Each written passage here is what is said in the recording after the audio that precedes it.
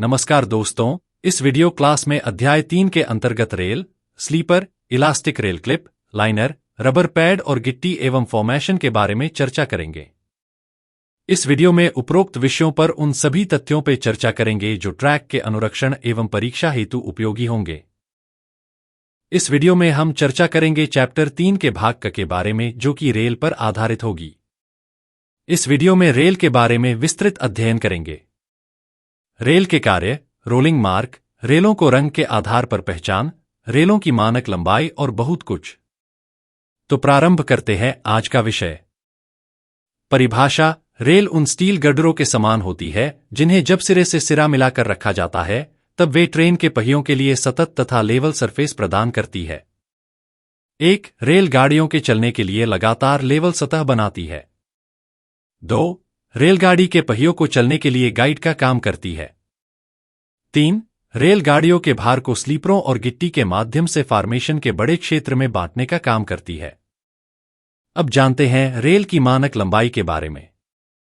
IRST 12 के अनुसार rail की मानक लंबाई निम्नलिखित है। पहला 13 मीटर, दूसरा 18 मीटर, तीसरा 25 मीटर एवं चौथा 26 मीटर होती है। उपभोक्ता के मांग पर कंपनी इससे लंबे रेलों का निर्माण भी करती है।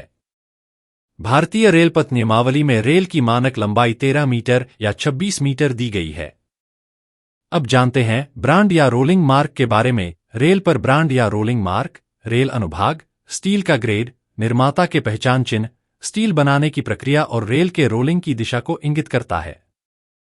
ब्रांड या रोलिंग मार्क प्रत्येक 4.0 मीटर के अंतराल पर वेब के एक तरफ अंकित किए जाते हैं। उदाहरण के लिए एक रोलिंग मार्क लेते हैं। 880 7 O सेल, रोमन में 9/2006। इसमें 880 रेल का ग्रेड है, 60 रेल का सेक्शन है, O रेल बनाने की प्रक्रिया है, बेसिक ऑक्सीजन O से अंकित है, इलेक्ट्रिक विधि E से अंकित है। सेल का अर्थ है कि इसे steel authority of India limited ने बनाया है। रोमन में 9 का अर्थ है कि इसे 9वें माह में बनाया गया है। 2006 का अर्थ है कि यह वर्ष 2006 में निर्मित है। वैसे तो रेलें कई ग्रेड की होती है, पर सामान्य रूप से रेलवे ट्रैक पर रेलों के निम्न ग्रेड देखने को मिलते हैं। 1. 710 ग्रेड। सामान्यतः इस ग्रेड वाली रेल को 72 UTS के नाम से जाना जाता है। 2. 880 ग्रेड। सामान्यतः इस ग्रेड वाली रेल को 90 UTS के नाम से जाना जाता है।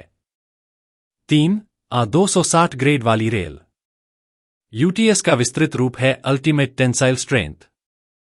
रेलों का UTS वह अधिकतम तनाव है जिस पर कोई रेल टूटने से पहले खींचे जाने पर तनाव को झेल सकती है। 90 UTS 880 ग्रेड रेलों के लाभ। 1. 90 UTS रेलों का जीवनकाल 72 UTS वाली रेलों की अपेक्षा 50% अधिक है। 2. 72 UTS रेलों के मुकाबले 90 UTS रेलों में कड़ापन हार्ड होता है। 3. 72 UTS रेलों की तुलना में 90 UTS वाली रेलें कम घिसती है। 4. सभी ऐसे मार्ग जहां बॉक्स एंड वैगन चलते हैं वहां 90 UTS वाली रेलें लगानी चाहिए।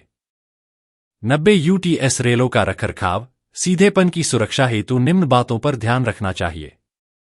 1. भारी बोझ न डाले। 2. अचानक टक्कर से बचे। 3. उठाते या ले जाते समय रेलों के किनारे ज्यादा न झुक जाएं और फ्लेंज के ओवरलैप से बचे। 4. जहां तक हो सके समकोण पर रेलों के चट्टे लगाते समय ऊपर नीचे की लेयर के तिरछा होने से बचे।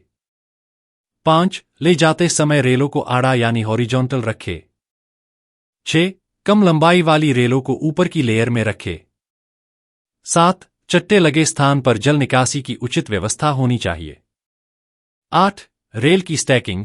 रेल की 2 क्रमिक परतों के बीच हल्के स्टील के प्लेट का उपयोग किया जाना चाहिए और केंद्र से केंद्र तक 4.0 मीटर से अधिक की दूरी पर नहीं रखा जाना चाहिए। एक स्टैक में परतों की संख्या 10 से अधिक नहीं होनी चाहिए। 9. स्लिंगिंग के समय रेल का ओवरहैंग 13 मीटर और उससे अधिक रेल के लिए 3.25 मीटर से अधिक नहीं होना चाहिए। 10. 1 पॉइंट से स्लिंगिंग न करें। 13 मीटर तक लंबी रेल के लिए 2 पॉइंट स्लिंगिंग का प्रयोग करें। 26 मीटर तक लंबी रेल के लिए 4 पॉइंट स्लिंगिंग का प्रयोग करें। 13 मीटर और उससे अधिक रेल के लिए 2 स्लिंगिंग बिंदुओं के बीच अधिकतम दूरी 6.5 मीटर से अधिक नहीं होनी चाहिए। अगला पॉइंट है रेल के सतह की सुरक्षा। 1. सतह पर 0.75 मिलीमीटर गहराई का खांचा होने पर रेल के टूटने की आशंका हो सकती है। 2.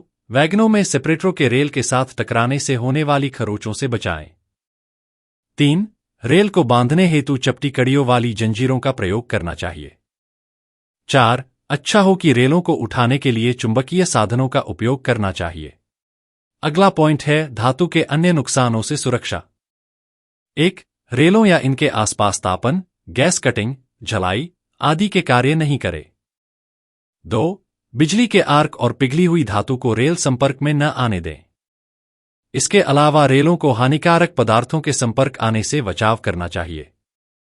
1. रेलों का संपर्क हानिकारक संक्षारणीय पदार्थों जैसे तेजाब, लवण, अम्ल आदि से न होने दें।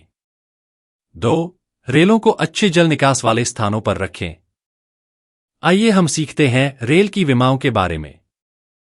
यह सभी विमाएं नई रेलों के लिए है।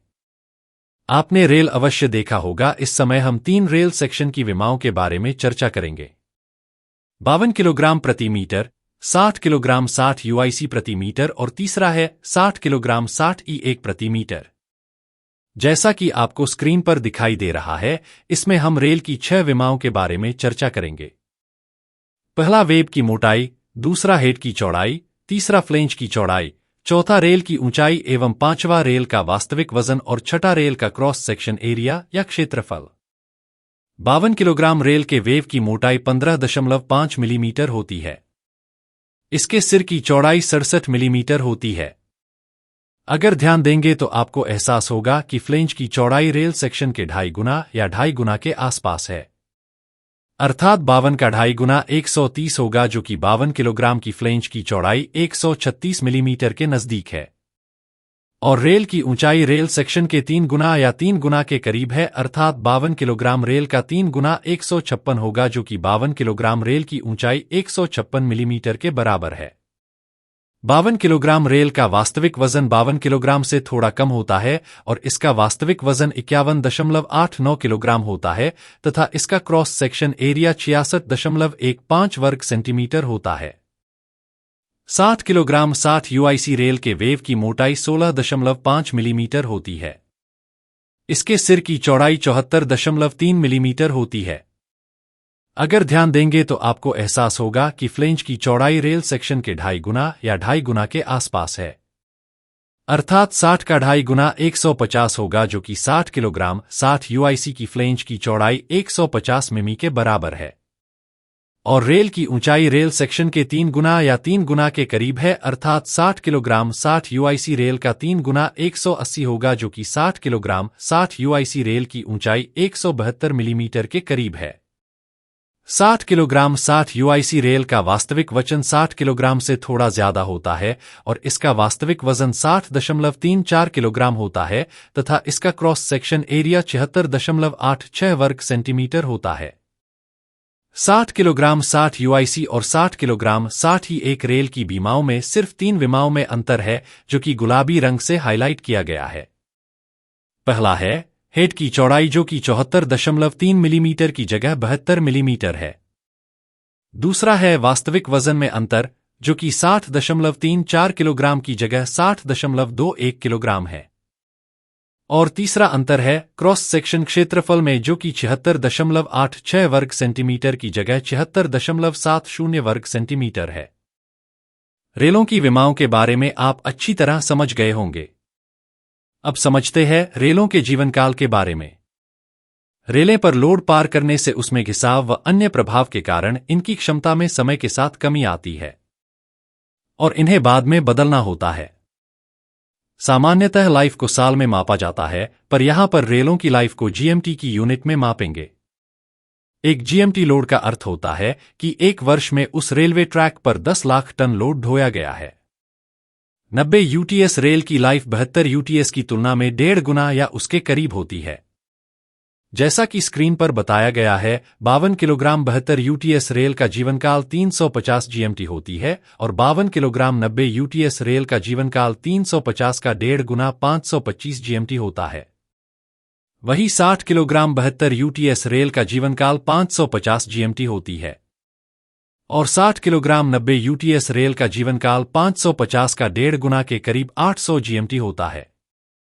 परंतु वे रूट जो आरजीएम के लिए नामित है, उन रूटों पर 60 किलोग्राम 90 यूटीएस रेल का जीवनकाल 25% ज्यादा अर्थात 1000 जीएमटी माना जाता है। अब जानते हैं कि किस प्रकार नई रेलों की लंबाई को रंग के आधार पर पहचानते हैं। वेब क्षेत्र पर प्रत्येक अंतिम सतह पर पीला पेंट 13 मीटर, 26 मीटर, 130 मीटर और 260 मीटर लंबाई इंगित करता है।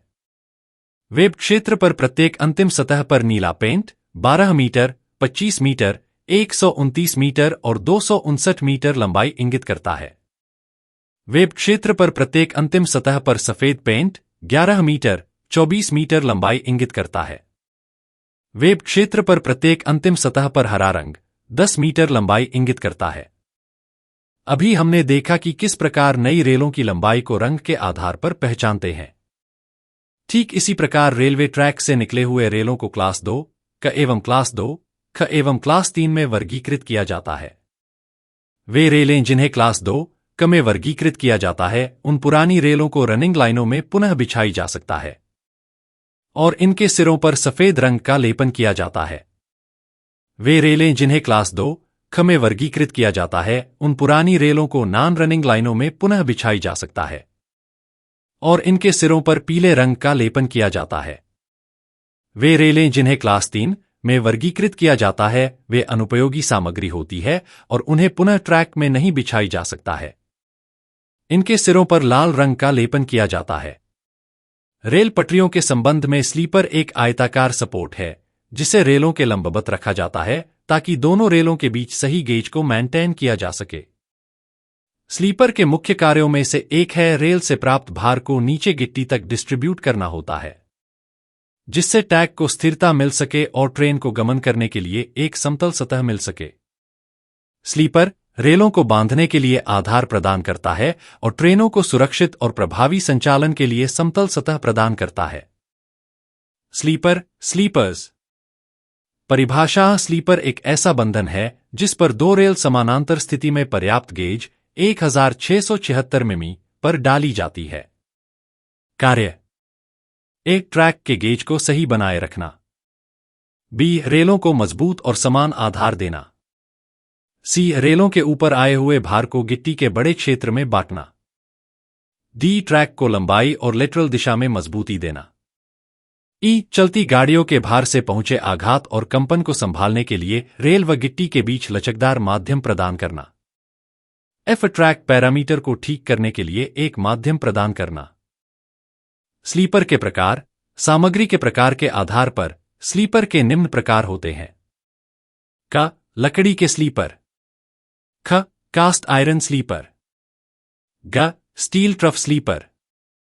घ कंक्रीट स्लीपर।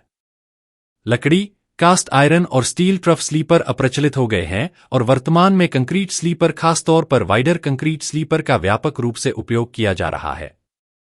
कुछ विशिष्ट स्थानों जैसे गर्डर पुल, पॉइंट और क्रॉसिंग आदि के लिए कंपोजिट स्लीपर धीरे धीरे पेश किए जा रहे हैं। कंक्रीट स्लीपर दो प्रकार के होते हैं, मोनोब्लॉक और twin block concrete sleeper. Monoblock और ट्विन ब्लॉक कंक्रीट स्लीपर प्रकारों में भारतीय रेलवे मुख्य रूप से मोनोब्लॉक प्रीस्ट्रेस्ड कंक्रीट स्लीपर का उपयोग करता है। ये पीएससी स्लीपर एलडब्ल्यूआर के लिए आवश्यक वर्टिकल और लेटरल स्थिरता प्रदान करते हैं और सपाट तल के कारण ये स्लीपर मशीनीकृत टैंपिंग के लिए उपयुक्त हैं।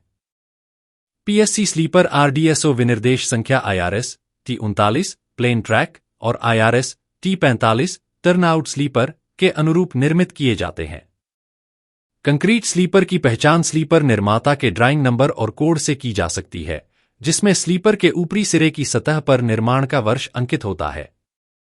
ट्रैक अनुरक्षण के कार्य में लगे कर्मचारियों को यह ध्यान रखना चाहिए कि रखरखाव के दौरान वे नष्ट न हो जाएं। सभी पीएससी स्लीपरों का निर्माण के समय विद्युत प्रतिरोध के लिए परीक्षण किया जाता है और स्लीपरों पर पेंट से एफटीसी चिन्ह लगाया जाता है जो ट्रैक सर्किटिंग के लिए उपयुक्त है और एनएफटीसी चिन्ह ट्रैक सर्किटिंग स्थान के लिए उपयुक्त नहीं है। एफटीसी का विस्तृत रूप है फिट फॉर ट्रैक सर्किट और एनएफटीसी का विस्तृत रूप है not fit for track circuit. Site पर स्लीपरों का उपयोग करते समय इस बात का ध्यान रखना चाहिए। जब कंक्रीट स्लीपरों का उपयोग फिश प्लेटेड ट्रैक एसडब्ल्यूआर वाले यार्ड में किया जाता है तो फिश प्लेटेड जोड़ पर स्लीपर स्पेसिंग को एक समान रखा जाना चाहिए।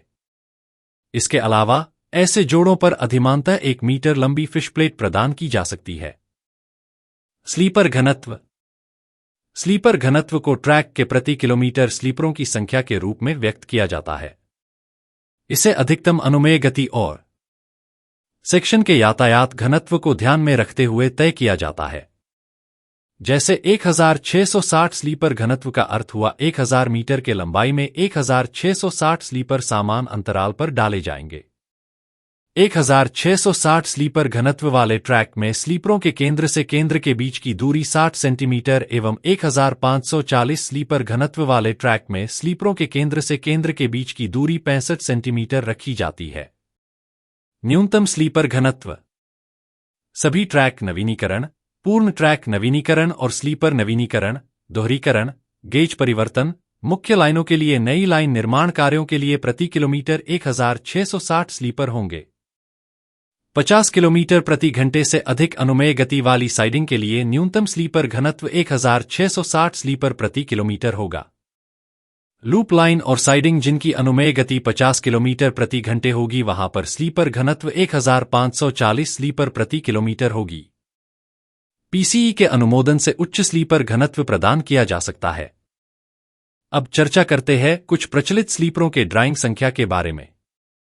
ड्राइंग संख्या T2495।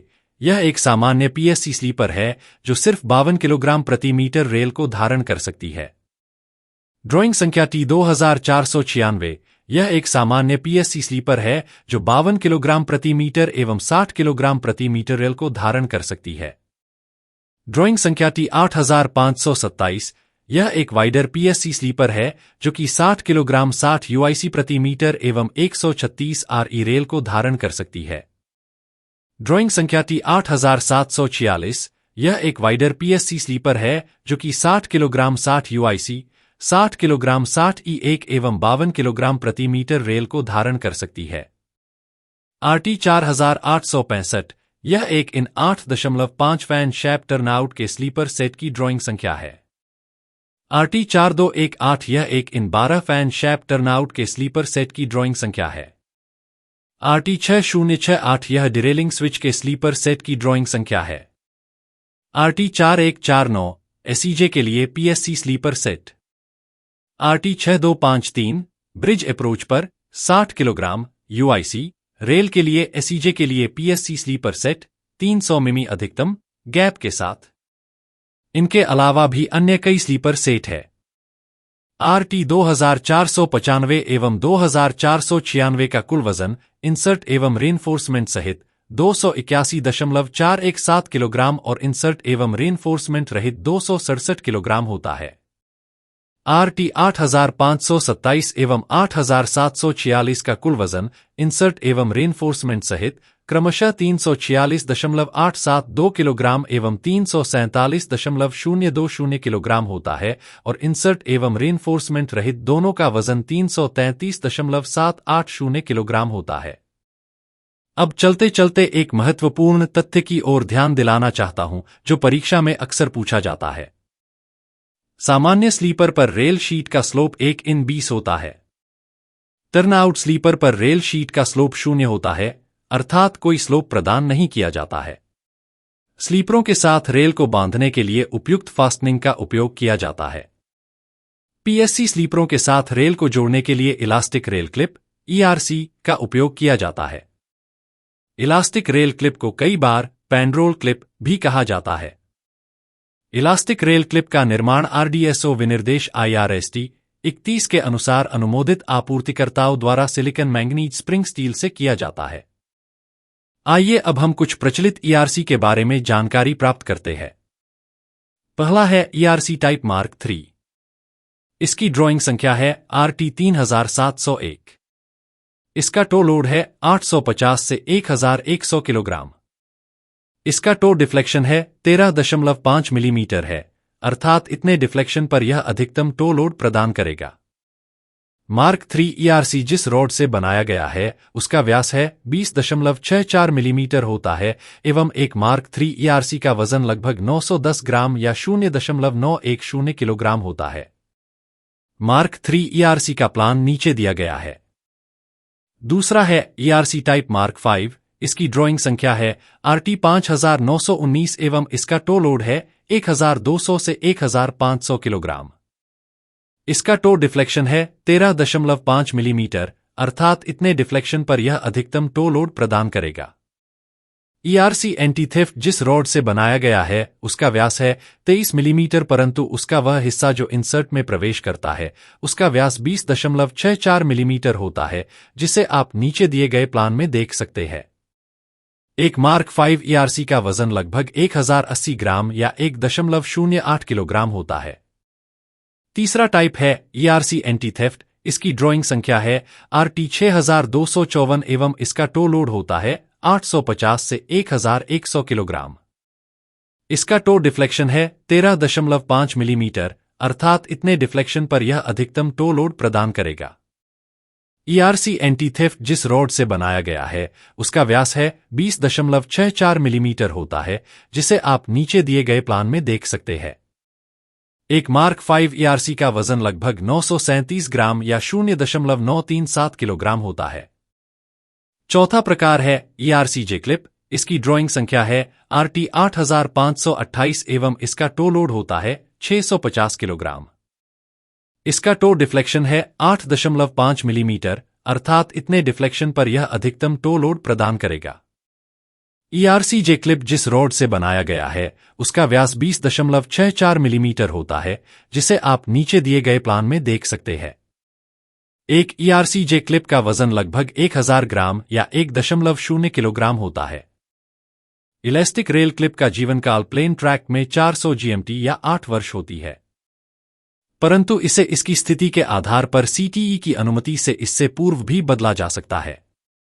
Turnout, CC apron, 5 degree से अधिक तीक्ष्ण वक्र, SIJ, 100 में 1 से अधिक तीक्ष्ण ढाल, तटीय क्षेत्र, पहुंच मार्ग सहित स्टेशन यार्ड आदि विशेष स्थानों पर इलास्टिक रेल क्लिप का जीवन प्लेन ट्रैक का 50% होता है, अर्थात 200 GMT या 4 वर्ष जो भी पहले हो अथवा स्थिति के आधार पर CTE की अनुमति से इससे पूर्व भी बदला जा सकता है। एक इलास्टिक रेल क्लिप के क्षमता की जांच के माप की आवधिकता का sample size. Elastic rail clip का टो लोड प्रत्येक 100 स्लीपरों पर यादृच्छिक रूप से 1% ERC पर मापा जाता है। एक स्लीपर के सभी 4 ERC को मापा जाना चाहिए। ख इंस्पेक्शन फ्रीक्वेंसी। ERC का परीक्षण 4 साल या 200 GMT यातायात के पार होने के बाद या जो भी पहले हो पर किया जाना चाहिए। कोरोजन प्रोन एरिया में ERC का प्रारंभिक परीक्षण 2 साल या 100 GMT के पार होने के बाद या जो भी पहले हो पर किया जाना चाहिए। हालांकि यदि नमूना आकार का 20% या अधिक टो लोड 600 किलोग्राम से कम दर्ज होता है तो निरीक्षण की आवृत्ति और नमूना आकार दोनों को दोगुना किया जाना चाहिए। ERC का रिप्लेसमेंट। यदि सैंपल साइज का 20% या अधिक का टो लोड 400 किलोग्राम से कम दर्ज करता है, जिसे 5% सैंपल साइज द्वारा कंफर्म कर लिया जाता है, तो ERC नवीनीकरण के लिए प्रस्ताव भेज दिया जाना चाहिए। ERC का स्नेहन। ERC और इंसर्ट का स्नेहन प्रारंभिक बिछाने के समय किया जाना चाहिए और उसके बाद संक्षारण संभावित क्षेत्रों और प्लेटफार्म लाइनों में वर्ष में 1 बार और अन्य क्षेत्रों में 2 साल में 1 बार या PCE द्वारा निर्धारित अनुसार अधिक बार किया जाना चाहिए। इस वीडियो में हम चर्चा करेंगे चैप्टर 3 के भाग घ के बारे में, जो कि लाइनर पर आधारित होगी। इस वीडियो में लाइनर के बारे में विस्तृत अध्ययन करेंगे। Metal liner, GFN liner, liner की लाइफ एवं और भी बहुत कुछ। तो प्रारंभ करते हैं आज का विषय। लाइनर ये वे फिटिंग हैं जिनका उपयोग GRSP अथवा CGRSP और रेल के साथ रेल फुट के दोनों तरफ किया जाता है।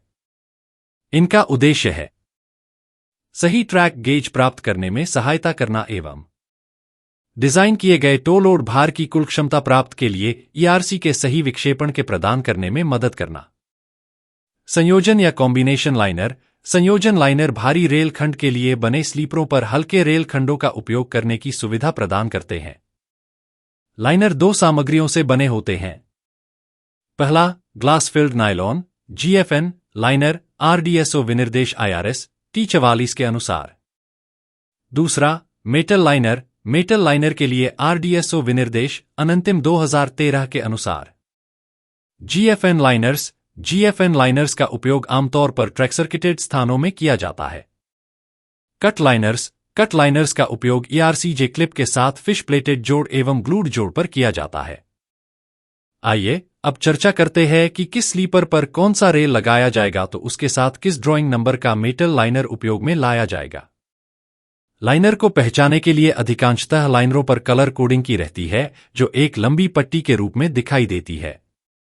जब 52 kg स्लीपर पर 52 किलोग्राम रेल सेक्शन का उपयोग किया जाता है तो उनके साथ मेटल लाइनर संख्या RT 3738 का प्रयोग होता है। इस पर कोई कलर कोडिंग नहीं है। जब 60 kg स्लीपर पर 60 किलोग्राम रेल सेक्शन का उपयोग किया जाता है तो उनके साथ मेटल लाइनर संख्या RT 3740 का प्रयोग होता है। इस पर भी कोई कलर कोडिंग नहीं है।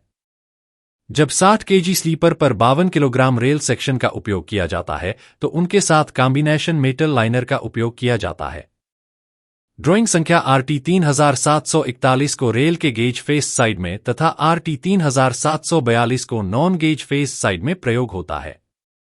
ड्राइंग संख्या RT 3741 पर कलर कोडिंग की पट्टी पीले रंग की होती है और संख्या RT 3742 पर कलर कोडिंग की पट्टी हरे रंग की होती है। जब 136 RE स्लीपर पर 60 किलोग्राम रेल सेक्शन का उपयोग किया जाता है तो उनके साथ कॉम्बिनेशन मेटल लाइनर का उपयोग किया जाता है। ड्राइंग संख्या RT 8616 को रेल के गेज फेस साइड में तथा RT 8617 को नॉन गेज फेस साइड में प्रयोग होता है। ड्राइंग संख्या RT 8616 पर कलर कोडिंग की पट्टी नीले रंग की होती है और संख्या RT 8617 पर कलर कोडिंग की पट्टी भूरे रंग की होती है। जब 136 RE स्लीपर पर 136 RE रेल सेक्शन का उपयोग किया जाता है तो उनके साथ मेटल लाइनर संख्या RT 8618 का प्रयोग होता है। इस पर कोई कलर कोडिंग नहीं है। अब चर्चा करते हैं कि किस स्लीपर पर कौन सा रेल लगाया जाएगा तो उसके साथ किस ड्राइंग नंबर का GFN लाइनर उपयोग में लाया जाएगा। जब 52 kg स्लीपर पर 52 किलोग्राम रेल सेक्शन का उपयोग किया जाता है तो उनके साथ GFN लाइनर संख्या RT 3702 का प्रयोग होता है। इस पर कलर कोडिंग की पट्टी का रंग गुलाबी है। जब 60 kg स्लीपर पर 60 किलोग्राम रेल सेक्शन का उपयोग किया जाता है तो उनके साथ GFN लाइनर संख्या RT 3706 का प्रयोग होता है।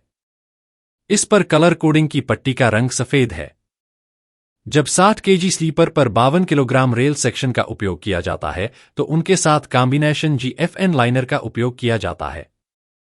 ड्राइंग संख्या RT 3707 को रेल के गेज फेस साइड में तथा RT 3708 को नॉन गेज फेस साइड में प्रयोग होता है। ड्राइंग संख्या RT 3707 पर कलर कोडिंग की पट्टी पीले रंग की होती है और संख्या RT 3708 पर कलर कोडिंग की पट्टी हल्के हरे रंग की होती है। जब 136 RE स्लीपर पर 60 किलोग्राम रेल सेक्शन का उपयोग किया जाता है तो उनके साथ कॉम्बिनेशन GFN लाइनर का उपयोग किया जाता है। ड्राइंग संख्या RT 6938 को रेल के गेज फेस साइड में तथा RT 6939 को नॉन गेज फेस साइड में प्रयोग होता है। ड्राइंग संख्या RT 6938 पर कलर कोडिंग की हल्के भूरे रंग की होती है और ड्राइंग संख्या RT 6939 पर कलर कोडिंग की पट्टी स्लेटी अर्थात ग्रे रंग की होती है।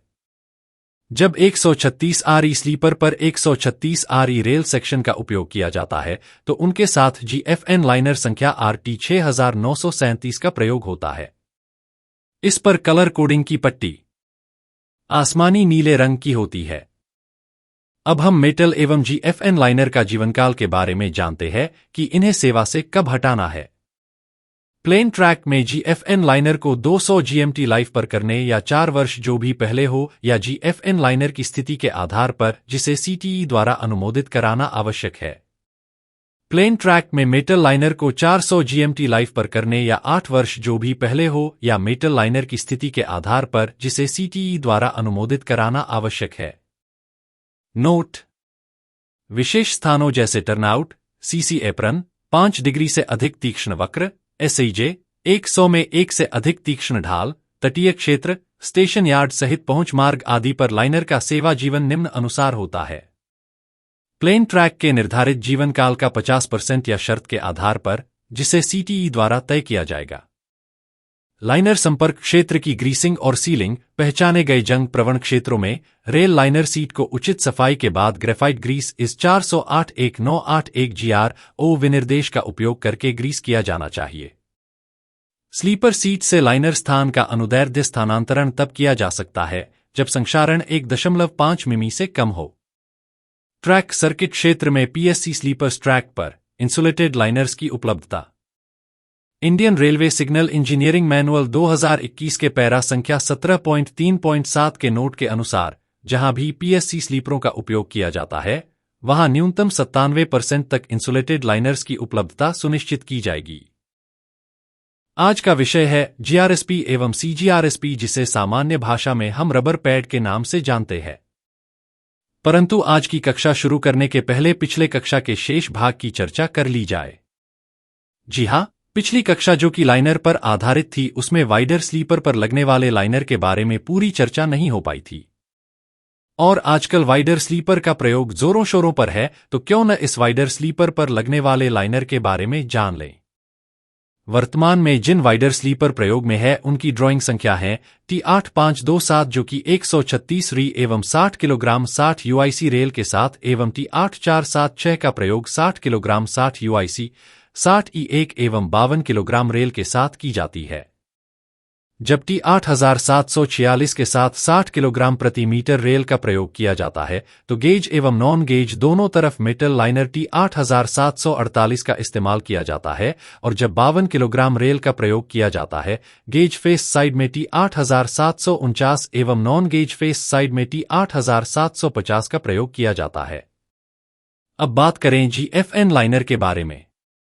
जब T8746 के साथ 60 किलोग्राम प्रति मीटर रेल का प्रयोग किया जाता है तो गेज एवं नॉन गेज दोनों तरफ GFN लाइनर T8751 का इस्तेमाल किया जाता है, और जब 52 किलोग्राम रेल का प्रयोग किया जाता है गेज फेस साइड में T8752 एवं नॉन गेज फेस साइड में T8753 का प्रयोग किया जाता है। रबर पैड कितने प्रकार के होते हैं? यह 3 प्रकार के होते हैं: grooved rubber sole plates GRSP, composite grooved rubber sole plates CGRSP और नायलॉन कॉर्ड रीइंफोर्स्ड GRSP को एक साथ रबर पैड के नाम से जाना जाता है।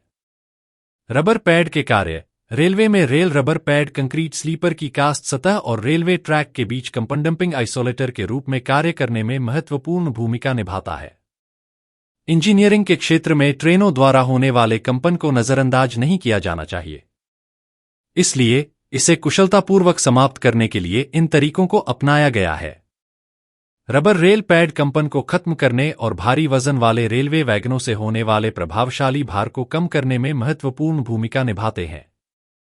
यह रेलवे ट्रैक और स्लीपरों की सुरक्षा और जीवनकाल को बढ़ाता है। GRSP grooved rubber soul plate RDSO विनिर्देश संख्या IRST 47 के अनुरूप रबर कंपाउंड से निर्मित ग्रूव्ड रबर सोल प्लेट उच्च आवृत्ति कंपन, झटकों को अवशोषित करती है और शोर को कम करती है।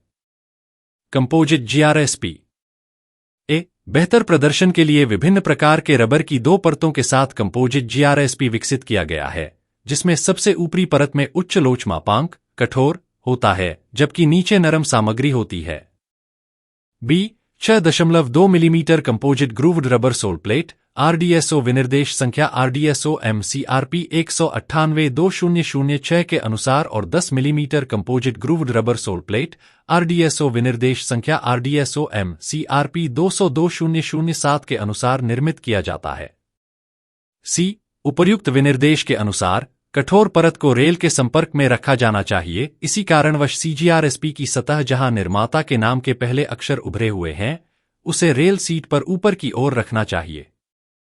नायलॉन कॉर्ड प्रबलित GRSP ये GRSP विशेष रूप से टर्नआउट के क्रॉसिंग के नीचे उपयोग के लिए डिजाइन किए गए हैं। इनकी मोटाई 6 मिलीमीटर होती है। इन्हें RDSO विनिर्देशों RDSO M CRP 201-2007 के अनुरूप होना चाहिए। नायलॉन कॉर्ड प्रबलित GRSP। ये GRSP विशेष रूप से टर्नआउट के क्रॉसिंग के नीचे उपयोग के लिए डिजाइन किए गए हैं। इनकी मोटाई 6 मिलीमीटर होती है।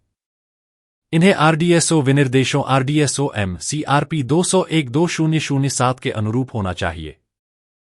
इसके अलावा भी और की रबर पैड है जो कि टर्नआउट SEJ टर्नआउट वाली जगहों पर लगाए जाते हैं, जो कि स्क्रीन पर आपको दिखाई दे रहा है। इन ड्राइंग संख्या को आप वीडियो को पॉज करके देख सकते हैं।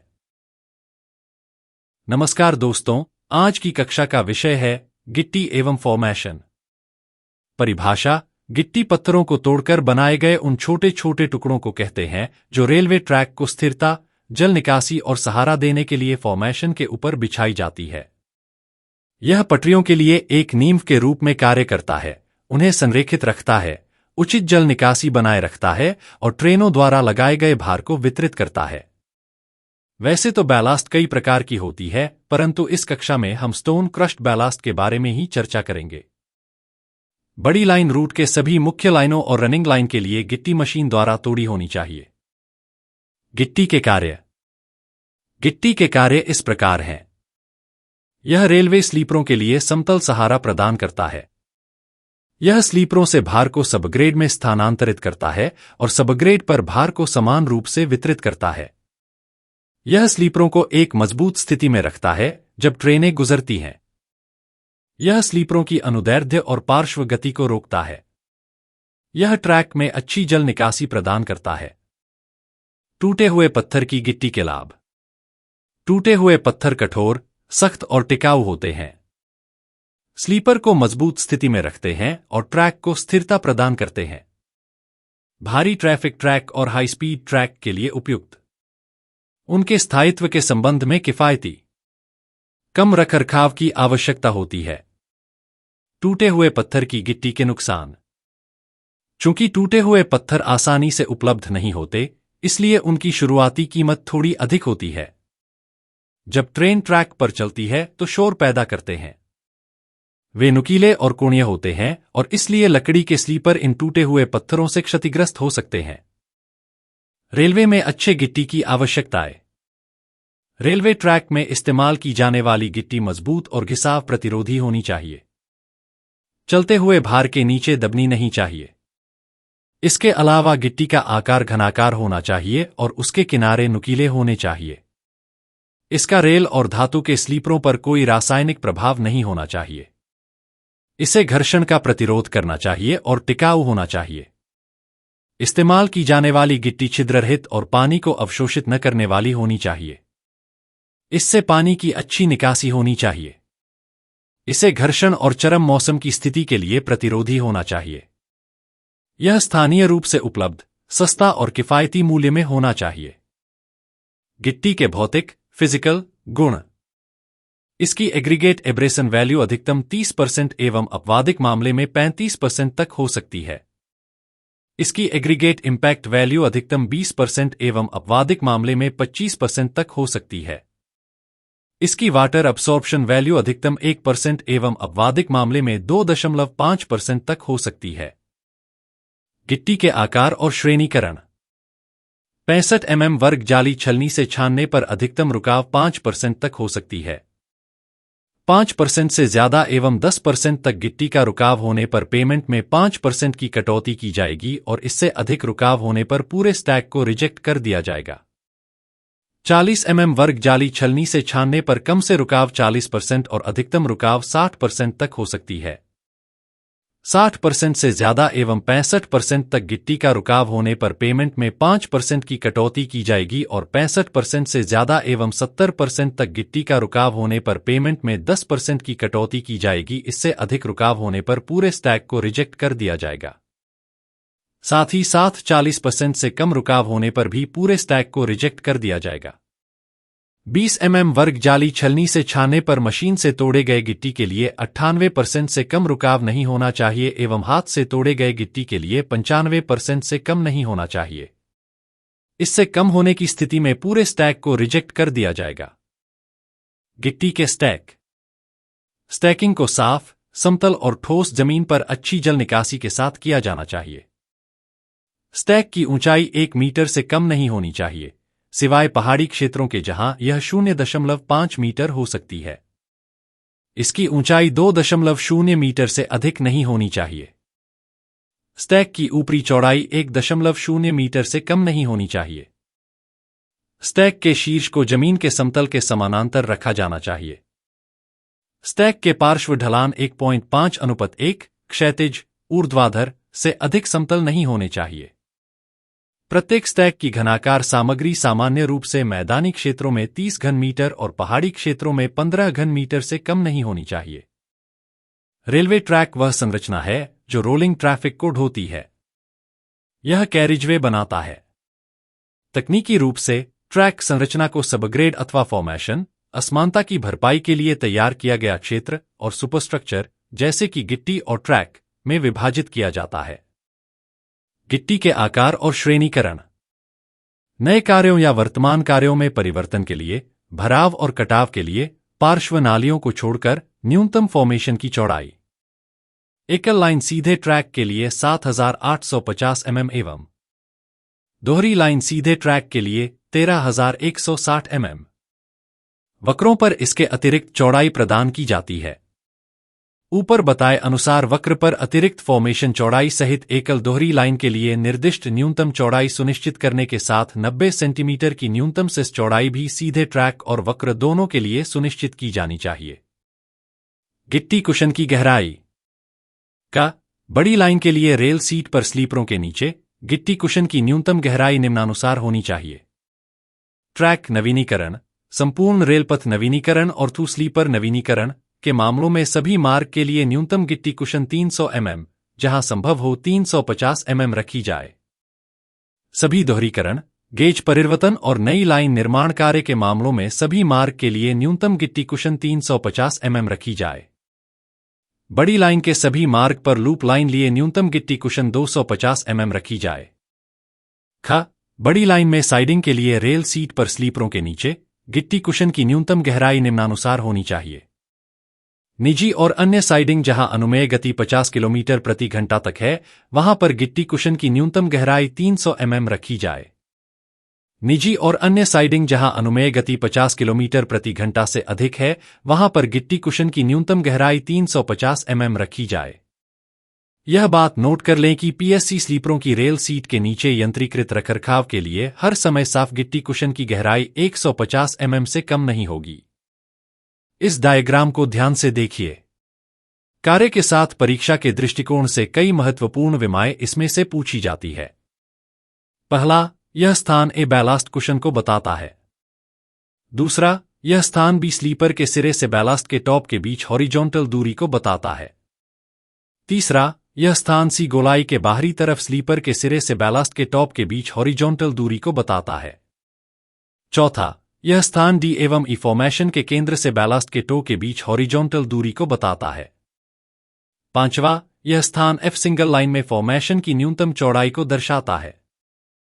छठा, यह स्थान एच बैलास्ट के टो पर बैलास्ट के टॉप के बीच ऊर्ध्वाधर ऊंचाई को दर्शाता है। सातवां, बैलास्ट का साइड स्लोप 1.5:1 होता है। आठवां, नए कार्यों के लिए फॉर्मेशन कर क्रॉस स्लोप 30 में 1 होता है। नौवां, फॉर्मेशन का साइड स्लोप 2:1 होता है। 10वां, कटिंग में साइड स्लोप 1:1 होता है। 11वां, सिस की न्यूनतम चौड़ाई 900 होती है। 12वां, नाली के निचली सतह की चौड़ाई 600 होती है। 13वां, 250 300 एवं 350 कुशन के लिए सीधे ट्रैक में प्रति मीटर गिट्टी की मात्रा क्रमशः 2.03, 2.304 एवं 2.585 क्यूबिक मीटर एवं गोलाई में 2.12, 2.401 एवं 2.69 क्यूबिक मीटर होती है। LWR अथवा CWR ट्रैक के अलावा अन्य ट्रैक में 250 300 mm एवं 350 mm कुशन के लिए सीधे ट्रैक में प्रति मीटर गिट्टी की मात्रा क्रमशः 1.769, 2.022 एवं 2.282 क्यूबिक मीटर एवं गोलाई में 1.820, 2.078 एवं 2.344 क्यूबिक मीटर होती है। इसी के साथ आज की कक्षा समाप्त होती है। तो फिर से मिलते हैं अगली कक्षा में, जिसका विषय होगा फिश प्लेट जोड़ों का लुब्रिकेशन।